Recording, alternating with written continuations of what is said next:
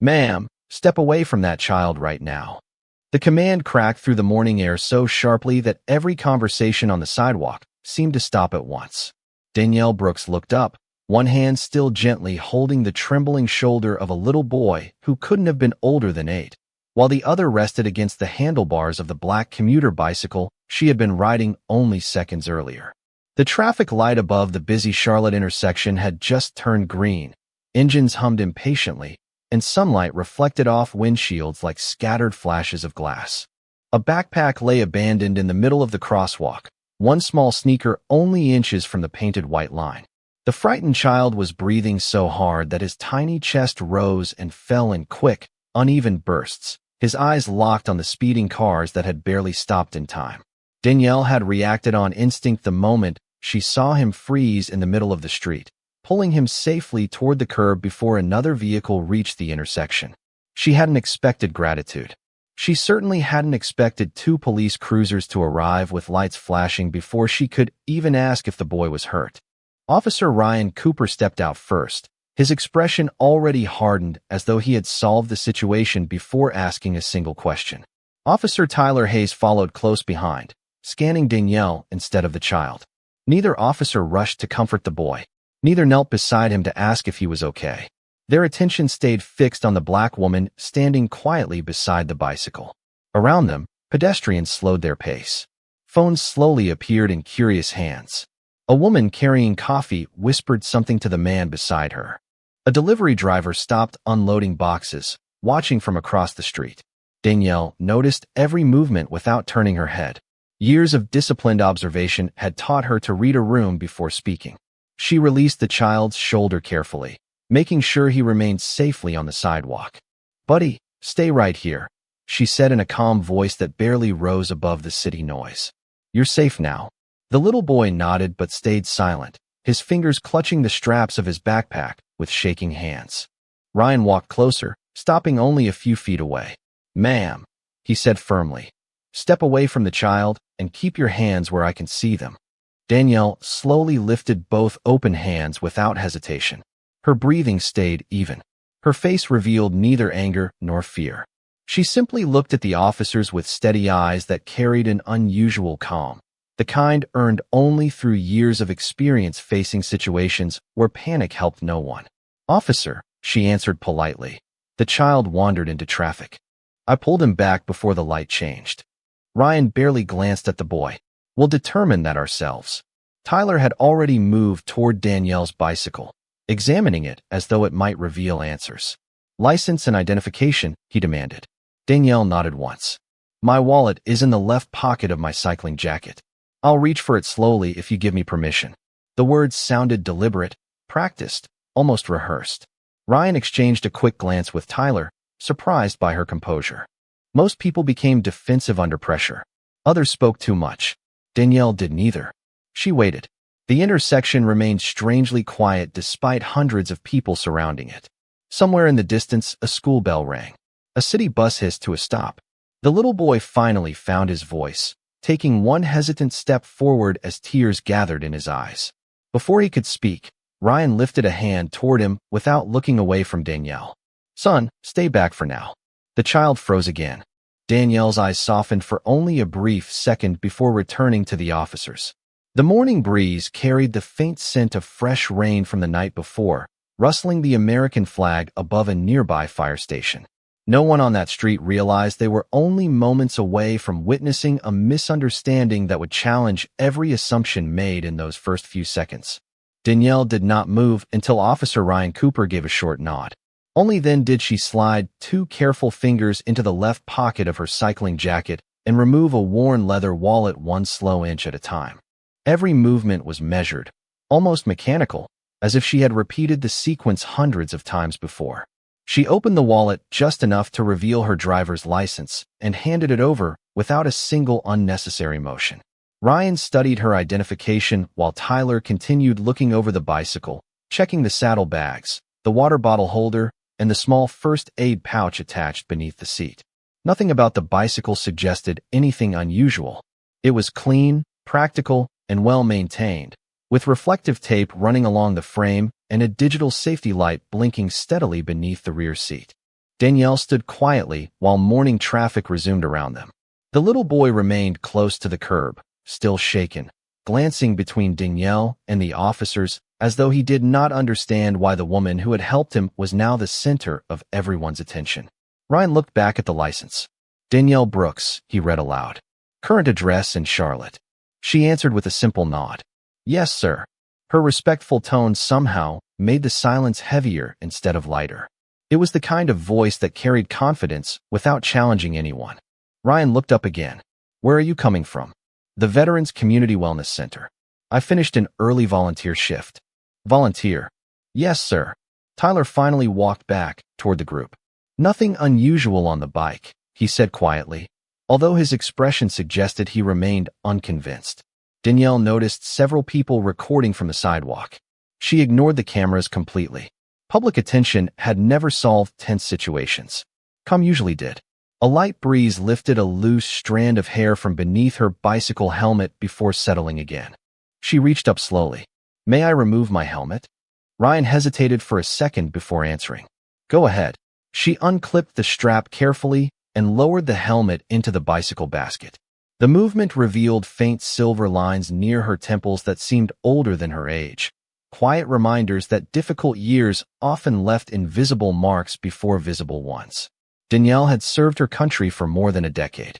Long before sunrise training runs, endless field exercises, overseas deployments, and countless hours learning that discipline often mattered more than strength had shaped nearly every habit she carried into civilian life. Even after leaving military service, she still woke before dawn every morning, folded every blanket with crisp corners, and believed that staying calm under pressure protected more lives than shouting ever could. Few people looking at the woman standing beside an ordinary commuter bicycle would have guessed any of that. They saw comfortable athletic clothes, worn running shoes, and a reflective cycling vest. They did not see the years of instruction that had taught her to observe exits before entering buildings, to control her breathing when others lost theirs, or to answer tension with patience instead of panic. The little boy finally whispered, almost too quietly to hear, "She saved me." Ryan glanced toward him for only a brief moment before returning his attention to Danielle. "We will talk to you in a minute, son." The child lowered his eyes again. Danielle wanted to reassure him, but she remained silent. Somewhere nearby, a church bell rang the hour. The ordinary sounds of the city slowly returned, yet the circle surrounding Danielle remained frozen in quiet anticipation, as though everyone sensed that this encounter had only reached its beginning. Ryan handed the driver's license back only after studying Danielle's face one more time, as though he expected her calm expression to crack under enough pressure. It never did. Instead, she accepted the license with a quiet, "Thank you, sir," and placed it back inside her wallet using the same slow, deliberate movements she had shown from the beginning. Tyler folded his arms and glanced toward the little boy again. Dispatch received a report about a woman pulling a child near the intersection, he said. That is why we are here. Danielle nodded once. I understand. The simplicity of her answer seemed to frustrate Ryan more than an argument would have. He had expected nervous explanations, emotional protests, or conflicting stories. Instead, every response from Danielle remained steady, respectful, and precise. Around them, more people gathered near the edge of the sidewalk. The city continued moving only a few yards away, but the small circle surrounding the officers felt separated from everything else. An elderly man paused beside a newspaper stand. A nurse wearing navy blue scrubs watched quietly while waiting for the pedestrian signal. Two college students lowered their voices as they continued recording with their phones. Danielle noticed none of them directly. Her attention stayed where it belonged. Ryan looked toward the frightened child. Son, who is this woman to you? The boy swallowed hard before answering. I do not know her. Ryan immediately looked back at Danielle. Tyler let out a quiet breath through his nose. For a brief moment, the answer appeared to confirm every assumption already forming inside their minds. Danielle remained completely still. That is correct, she said calmly. We have never met before today. Ryan's eyebrows narrowed. Yet you were holding on to him. He stepped into traffic when the walk signal changed. I pulled him back onto the sidewalk. Ryan asked another question almost immediately. Did anyone ask you to do that? Danielle blinked once, surprised only by the wording. No, sir. Then why involve yourself? For the first time, Danielle allowed herself a short pause before answering. She looked briefly toward the child, who was still clutching his backpack with both hands. Because he needed help. The words landed softly, almost disappearing beneath the sounds of passing traffic. No drama, no performance, just a simple truth. Tyler shifted his weight. People sometimes make situations worse by interfering. Danielle answered with the same measured tone. Sometimes they do. Sometimes acting quickly prevents something worse. Ryan stepped half a pace closer. You sound very confident. Danielle met his eyes without raising her voice. Confidence comes from training, sir. Ryan tilted his head slightly. Training for what? Danielle hesitated for only a heartbeat. Responding calmly during emergencies. She intentionally stopped there. She did not mention military service. She did not mention overseas deployments. She did not mention years spent making split-second decisions where panic could cost lives. Those parts of her life had taught her that experience never needed to introduce itself. It revealed itself when necessary. The little boy suddenly looked up, wiping tears from his cheeks with the sleeve of his sweatshirt. She told me to keep breathing, he whispered. She said my mom would find me. Danielle offered him a small, reassuring smile, but remained silent afterward. Ryan noticed the exchange, but kept his attention fixed on Danielle. Something about her continued to challenge his first impression. Every answer matched the previous one. Every movement stayed controlled. Even her posture reflected unusual discipline, shoulders relaxed, feet balanced, hands visible without being instructed again. It was almost as though she had anticipated every question before it was asked. Tyler quietly touched the microphone clipped to his uniform. A few seconds later, a faint voice answered through the radio. Tyler listened without interrupting, then looked toward Ryan. Dispatch says the boy's mother has been located. She is running this way now. A ripple moved through the growing crowd as dozens of eyes shifted toward the opposite corner, where a woman was pushing through pedestrians with panic written across her face. Danielle exhaled slowly, relieved that at least one part of the morning was about to end well.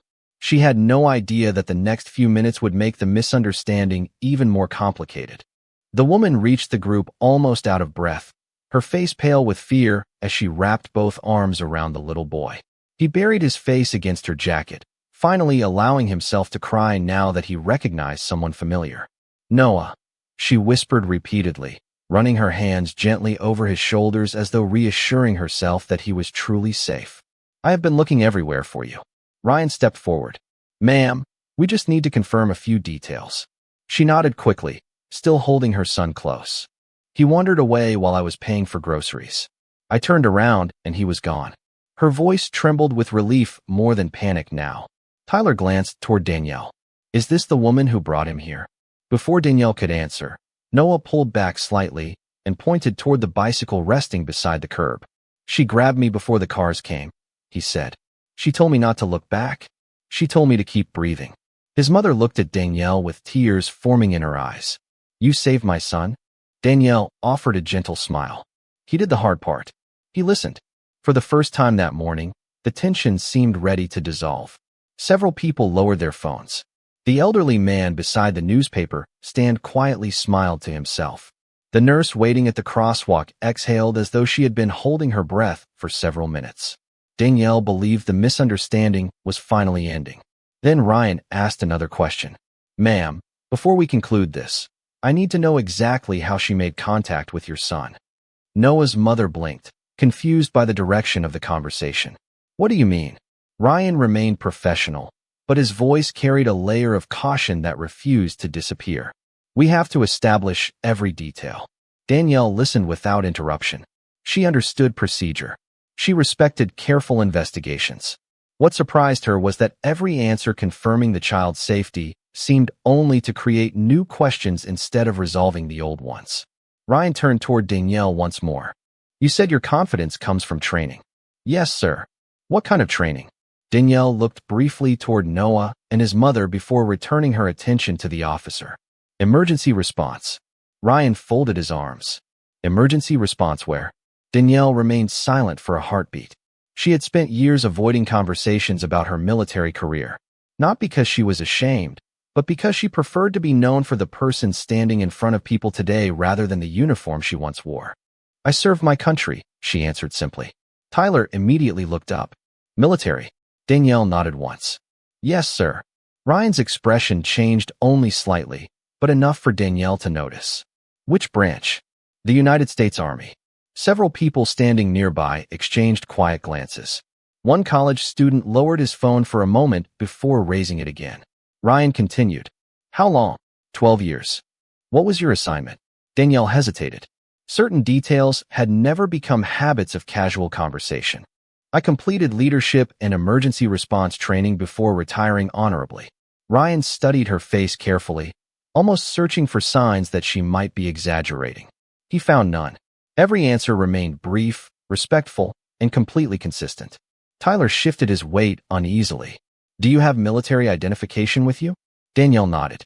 Yes, sir. It is inside the same wallet. Please retrieve it slowly. Once again, she asked permission before reaching into her pocket. Once again, every movement reflected remarkable discipline. She removed a small identification card and handed it over with both hands. Ryan examined it carefully. The morning breeze lifted the edge of the card before it settled again beneath his thumb. Neither officer spoke for several long seconds. The crowd sensed another shift without understanding why. Noah's mother quietly squeezed her son's shoulder while watching the officers read the identification again. Danielle stood silently beside her bicycle, the sunlight reflecting softly across the polished frame, unaware that the document now resting in Ryan's hands was about to change the entire direction of the encounter. Ryan held the military identification card a little longer than necessary, reading every line twice before passing it silently to Tyler. Neither officer spoke immediately. The quiet between them stretched across the intersection while the morning sun climbed higher, warming the concrete and casting long reflections across the polished hood of the nearest patrol car. Tyler looked from the card to Danielle and back again. Former staff sergeant, he read softly. Honorably discharged. Danielle answered with a simple nod. Yes, sir. Ryan's expression remained guarded. Military service does not change the fact that we have to complete this investigation. I understand, Danielle replied. I have cooperated from the beginning, and I will continue to do so. Her voice remained steady, never rising above the normal rhythm of conversation. Noah's mother stepped forward carefully, still holding her son's hand. Officers, I have already told you she saved him. If she had not acted when she did, my son could have been seriously hurt. Ryan acknowledged her with a brief glance. We appreciate your statement, ma'am. We simply need to verify every part of the incident. Danielle respected thoroughness. She had spent years working in environments where careful verification protected innocent people. Even so, something about the atmosphere no longer felt like simple fact-finding. Questions that had already been answered continued returning in different forms. Tyler looked at Danielle once more. You said you completed emergency response training. Yes, sir. Did that include defensive tactics? Danielle answered honestly, without hesitation. Yes, sir. It included conflict de-escalation, emergency medical response, and defensive safety procedures designed to protect lives whenever possible. Ryan folded his arms. So you know how to physically respond if someone attempts to restrain you. Danielle chose her next words carefully. I know how to remain calm under pressure. My training emphasized avoiding unnecessary confrontation whenever possible. Several people in the crowd exchanged uneasy glances. The wording sounded responsible, yet Ryan seemed to hear something entirely different. He stepped a little closer, studying her posture again. Show me your hands one more time. Danielle immediately raised both open hands to chest level. Her fingers remained relaxed. Her shoulders stayed loose. Her breathing never changed. Everything about her reflected control rather than resistance. Ryan slowly walked around her bicycle, watching every movement with unusual attention. You seem very prepared for situations like this. Danielle answered quietly. Preparation and respect have helped me through most difficult situations in life. Tyler looked toward the gathering crowd. More people had stopped to watch. A city bus driver leaned slightly toward the windshield. Office workers stood outside nearby buildings instead of continuing toward work. Phones remained raised, recording in complete silence. The entire intersection felt suspended between two different stories. One story belonged to the frightened child who had been safely reunited with his mother. The other belonged to a woman whose calm professionalism seemed to create more suspicion instead of reassurance. Ryan finally stopped directly in front of Danielle. "If I asked you to place your hands behind your back while we sort everything out, would you comply?" Danielle looked directly at him without any trace of hostility. "Officer, I will comply with every lawful instruction you give. Before we continue, may I respectfully ask whether I am being detained, or am I free to leave?" The question landed with quiet precision. It was neither argumentative nor emotional. It was simply clear. Ryan did not answer immediately. Tyler looked toward him, waiting. Noah's mother tightened her grip on her son's shoulder, visibly confused by how the situation had reached this point after the facts already seemed settled. Even the people recording lowered their voices until only the distant sounds of traffic filled the morning air. For the first time since arriving at the intersection, Ryan appeared uncertain, and that single unanswered question changed the mood more than anything that had happened before. Ryan remained silent for several long seconds, his eyes fixed on Danielle as though searching for an answer that was not written anywhere in his report. The morning breeze drifted across the intersection, carrying the scent of fresh coffee from a nearby cafe and stirring the small American flags hanging outside a corner storefront. Around them, the city had returned to its ordinary rhythm, yet the people gathered along the sidewalk refused to leave. Something about the scene held them there. Danielle slowly lowered her hands only after realizing no new instruction had been given. Her posture remained relaxed, her shoulders level, her breathing slow and controlled. She had learned years earlier that calm was contagious if someone was willing to hold on to it long enough. Noah stood beside his mother now, his small hand wrapped tightly around hers. Every few seconds he looked toward Danielle with the quiet gratitude only a frightened child could express without words. Danielle answered with nothing more than a gentle nod, wanting him to understand that everything would be all right. Ryan finally spoke. "You seem to know exactly what to say." Danielle's expression softened slightly. "Experience teaches people different lessons, officer. Mine taught me that listening usually solves more problems than talking." Tyler glanced at his partner before looking back at Danielle. Whatever certainty he had carried at the beginning of the encounter had begun to fade. The facts no longer matched the assumptions that had first brought them to the intersection. The child was safe. His mother confirmed Danielle's account. The military identification was genuine. Every answer Danielle provided had remained consistent from the first minute until now. Even so, an uneasy silence lingered between everyone present. Danielle looked briefly toward the bicycle resting beside the curb. A thin layer of sunlight reflected across the black frame, highlighting tiny scratches earned from years of early morning rides through the city. It reminded her that ordinary routines could change without warning. One unexpected moment could place strangers into each other's lives forever. She folded her hands loosely in front of her and waited. She did not interrupt the officers while they considered their next step. She did not demand an apology. She simply allowed the silence to exist. That silence slowly changed the atmosphere more than any argument could have. The people recording with their phones stopped whispering. The elderly man near the newspaper stand quietly removed his cap. Even the distant traffic seemed less important than the conversation that had almost disappeared into complete stillness. Noah tugged gently on his mother's sleeve. "Can we thank her now?" he whispered. His mother looked toward Ryan for a moment before stepping carefully toward Danielle. "I know this morning has been difficult," she said softly, "but I will never forget what you did for my son." Danielle smiled warmly. "You do not owe me anything. I hope he has a wonderful day once all of this is behind him." Noah looked up at Danielle. "I was scared." Danielle knelt just enough to meet his eyes while keeping a respectful distance. "Being scared does not mean you are weak," she said gently.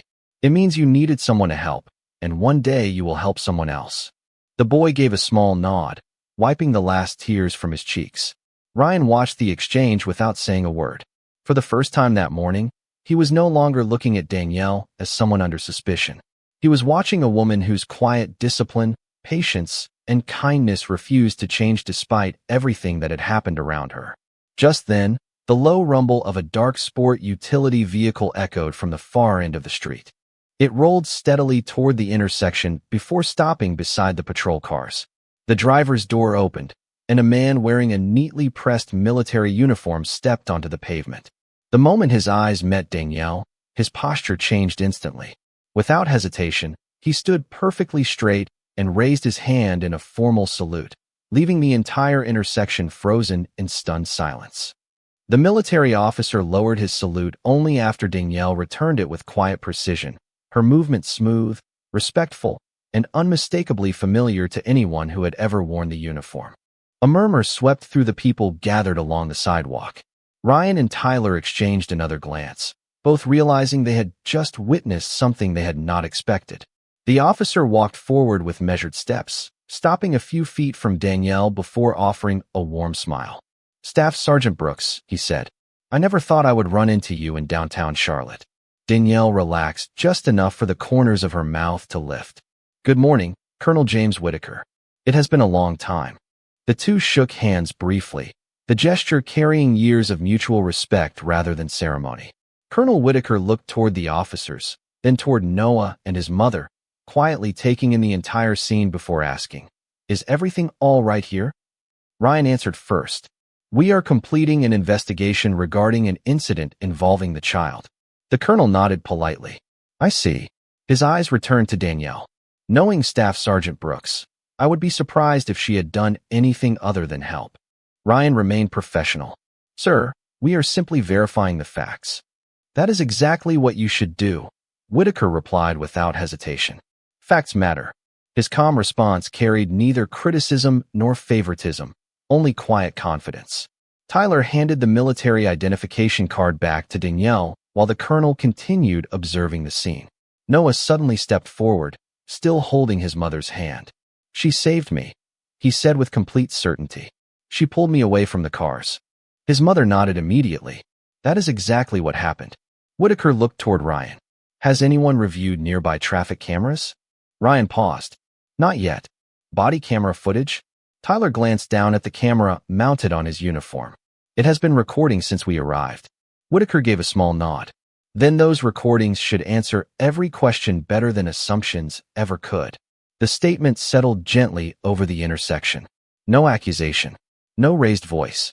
Simply a reminder that evidence deserved to speak before opinions did. Ryan reached for the radio clipped to his shoulder and quietly requested access to the nearby traffic camera covering the intersection.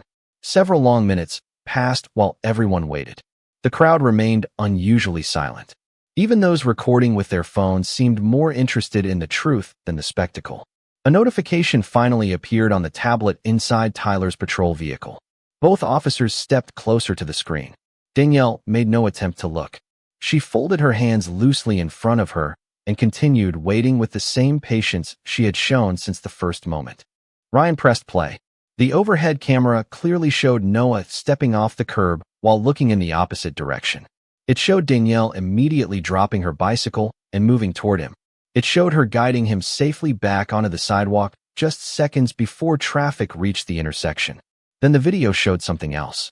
After Noah was safely beside her, Danielle never attempted to leave with him. She remained exactly where she was, comforting him while looking around for a parent. Ryan replayed the footage in silence. Then he watched it again. Tyler slowly lowered his head. Every question they had asked already had an answer. Every answer Danielle had given matched the recording perfectly. The crowd could not see the screen, but they could read the expressions changing across both officers' faces. Noah smiled for the first time that morning, squeezing his mother's hand. Colonel Whitaker looked toward Danielle with quiet pride. She had not defended herself through anger, raised her voice, or demanded recognition. She had trusted that the truth, once given the chance, would stand firmly enough on its own.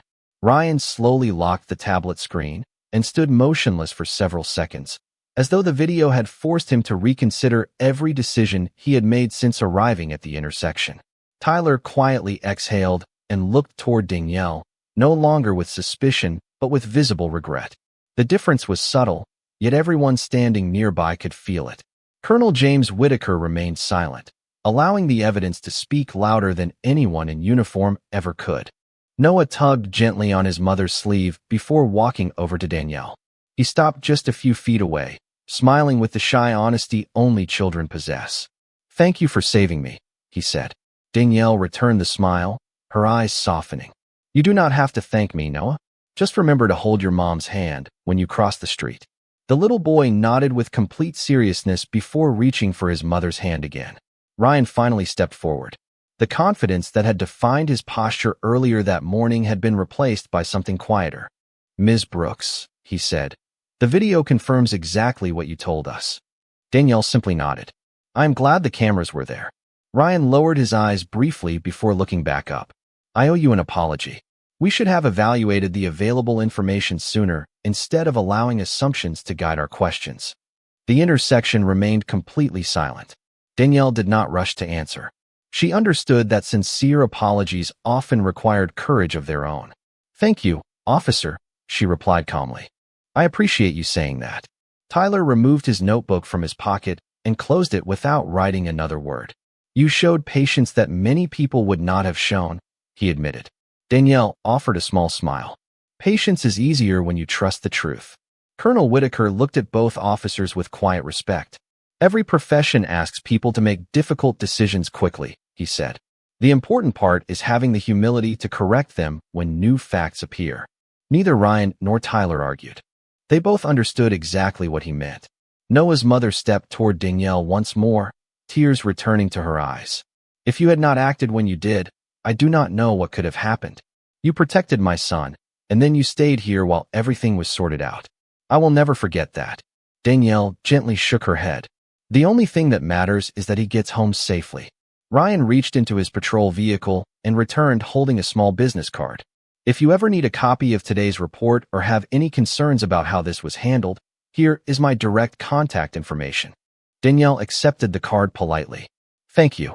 She slipped it into her wallet beside her military identification without another comment.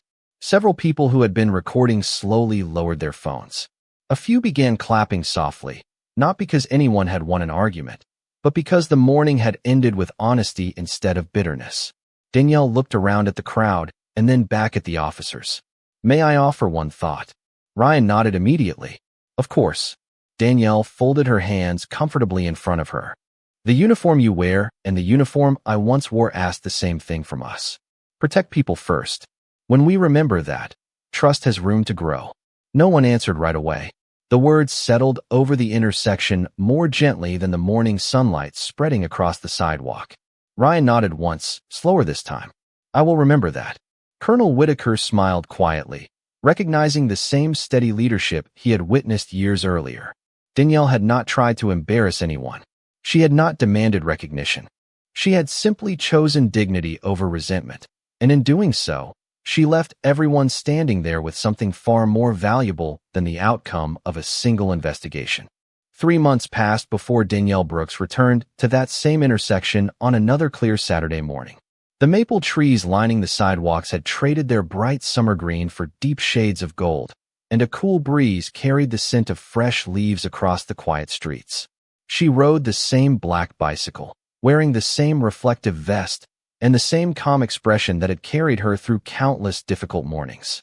Some routines deserved to remain unchanged because they reminded people who they were before life tested them. As Danielle approached the familiar crosswalk, she noticed something different. A group of elementary school children stood near the curb with 2 police officers helping them cross safely. One of those officers was Ryan Cooper. He spotted Danielle almost immediately.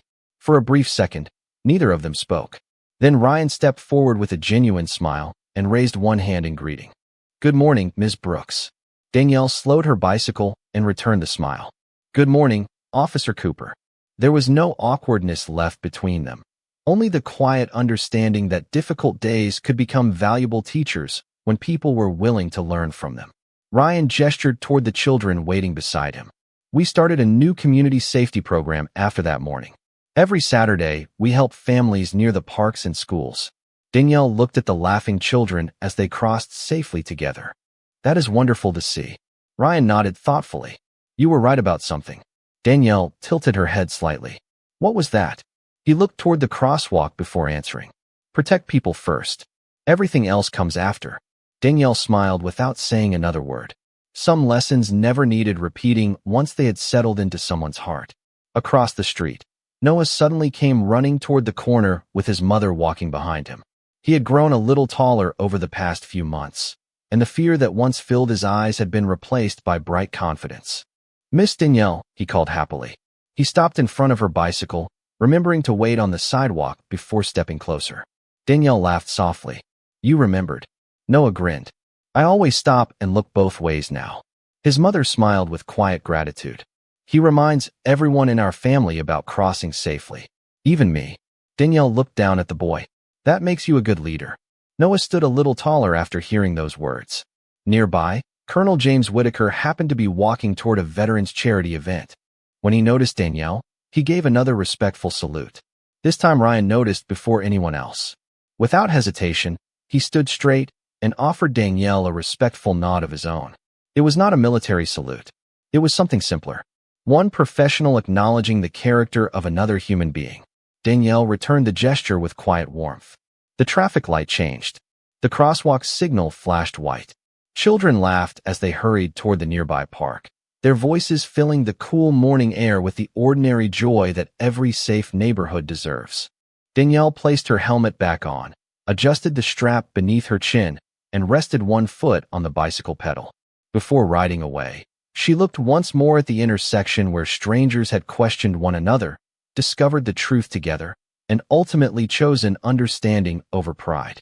Sunlight reflected across the pavement exactly as it had that first morning, yet everything felt different because the people standing there had changed. Danielle gently pushed forward, and the bicycle rolled quietly down the tree-lined street until she became another ordinary neighbor beginning an ordinary day. Behind her, Ryan continued helping children cross the road with patience instead of haste. Noah waved until Danielle disappeared around the corner. The breeze carried the last few autumn leaves across the sidewalk, and for a long moment, the only thing left at the intersection was the peaceful silence that follows when kindness proves stronger than assumption.